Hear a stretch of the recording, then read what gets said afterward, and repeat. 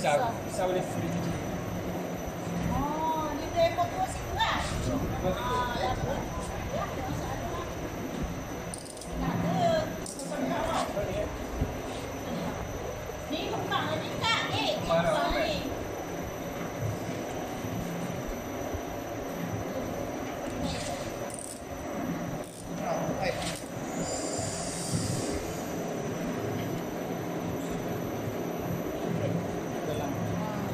Kebanyakan aja dalam.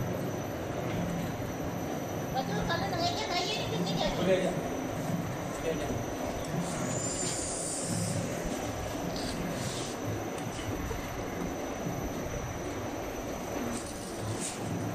Berapa gram ni?